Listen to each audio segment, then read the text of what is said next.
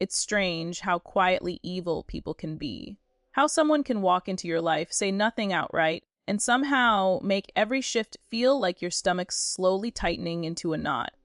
I didn't expect that from a simple pharmacy job. I didn't expect that from Mary or the monster she brought with her. But the day I made one anonymous phone call, everything changed.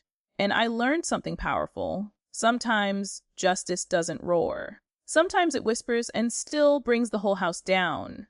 If you've ever tasted the cold, calm satisfaction of quiet revenge, hit that subscribe button, because this story is going to resonate with you in ways you won't see coming. Like this video, drop a comment, and get ready. This one gets dark fast. When I started working at that pharmacy chain, the place was almost warm. A strange word for retail, I know, but the crew was genuinely kind. People covered shifts. People laughed. People asked how you were doing and actually cared enough to listen. For a moment, I thought I'd lucked out, and then there was Mary. Mary was the supervisor everyone tolerated the way you tolerate a brick wall. Not cruel, not warm, just cold, stiff, and irritated by the mere concept of human interaction. Talking to her felt like being graded. Even if you said, "Good morning," she'd look at you like the phrase was an inconvenience she wasn't paid enough to process. But fine. She wasn't the type to yell or insult anyone. She was just unpleasant, a dull thorn, manageable, until she brought in her daughter-in-law. Her name was Susie, a name that sounds sweet, friendly girl next door.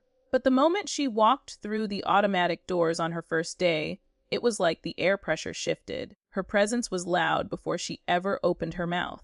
And once she did, the entire store changed. You know how some people don't just take up space. They consume it. That was Susie. She wasn't just rude. She wasn't just entitled. She walked around like every one of us owed her something she couldn't even name. Like we were employees beneath her when she was the new one. If Mary was a thorn, Susie was barbed wire. On day one, she walked behind the counter like she'd been there for years. She shoved past me with this sharp, dismissive move. Like I was a piece of furniture she needed relocated. I remember freezing halfway through scanning a bottle of vitamins, thinking, did that really just happen? But it didn't stop there. Why are you ringing so slow? Who trained you? Do you not know how to bag? Are you seriously going to take a break now? We're busy. Her voice had this cutting, nasal sharpness, like every word was coated in vinegar. Customers heard her. Other employees heard her. Everyone hated dealing with her. But the worst part, Mary did nothing. In fact, she enabled it. If someone complained, Mary brushed it off. That's just how she is. She's direct. You misunderstood. But we didn't misunderstand. We felt it. The hostility, the superiority, the way she looked at us. Like she was bored of us, annoyed by us, and somehow still felt we weren't good enough for her. It didn't take long before walking into work made my jaw clench. Before every shift started with a deep breath and ended with an exhausted exhale of gratitude that I was free for the day. But then something made it so much worse. The way Susie talked to Mary, not with respect, with entitlement. I'm not doing that. You fix it. I'm leaving early. They can cover it. And Mary always did. Always covered, always defended, always made excuses. The favoritism was so blatant, it was almost laughable. And the reason was obvious. Mary wasn't just a supervisor. She was Susie's mother-in-law. Family. And not just family, same last name, same smug expression, same disdain. The kind of pairing that makes you feel like the world is stacked unfairly in someone else's favor. Shifts became miserable. I'd lie awake the night before, replaying interactions I didn't want to have. I stopped eating lunch in the break room. I avoided the front counter if Susie was there. I felt myself shrinking, trying to stay small so she couldn't find a reason to attack. But bullies don't need reasons. They invent them. One day, she chewed me out in front of a line of customers because I didn't change the receipt paper fast enough. She slapped the new roll into my hand, like she was handing something to a child who had disappointed her. I remember the heat rising in my face, the tightness of humiliation wrapped around my ribs. Customers went quiet. One even looked at me with this soft sympathy, like I was a wounded animal. And Mary, she watched it happen and walked away. That night, I sat in my car before driving home, gripping the steering wheel so tight my fingers tingled. I could feel my heartbeat thudding against my sternum. My jaw hurt from clenching it all day.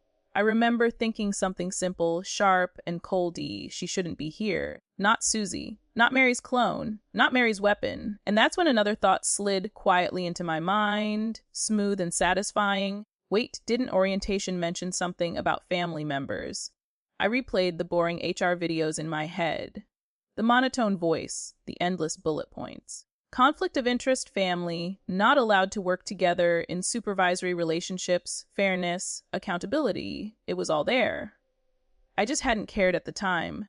But now it felt like a loaded gun someone forgot to lock up. I didn't sleep that night. Not out of fear, out of clarity, out of focus. The kind of calm that comes right before a storm. The next morning, on my lunch break, I walked outside, sat in my car, and dialed the corporate employee line. Not angry, not emotional, just steady. When the operator answered, I softened my voice. I made myself sound confused, gentle, curious. Hey, I remember something from orientation and I just wanted to check. Are family members allowed to work together? Like if one is a supervisor? A pause, a clicking keyboard, a polite, professional tone answering no. That's not allowed in any circumstance. I added a hesitant, innocent, I just wanted to make sure. I thought I remembered that. She thanked me for calling. I hung up. And just like that, the fuse was lit. I went back inside, finished my shift like nothing happened. Susie barked at me twice. I didn't even flinch. Because I knew something she did in her world had already started collapsing. 2 days later, she vanished. No announcement, no goodbye shift, no tearful explanation, no confrontation. Just gone. Her register was empty, her name tag removed, her schedule wiped clean like she'd never existed. Mary looked fractured, red eyes, tight lips, shoulders tense like she was carrying something heavy and humiliating. She snapped at people more than usual, but it lacked its former confidence. She looked smaller. Everyone whispered, everyone noticed, everyone felt the shift. I didn't celebrate out loud. I didn't even smile on the outside. But inside, it was like taking the first deep, unburdened breath in months. Like stepping out of a dark room and realizing the sun had been there the whole time. I'd just been trapped behind someone blocking the light. I still don't know whether Mary's friend, the manager, had let it slide on purpose. Maybe he thought no one would complain. Maybe he assumed fear keeps people quiet. But rules exist for a reason. And sometimes, justice doesn't need a grand plan or a dramatic showdown. Sometimes it's a single question asked in the right tone, at the right time.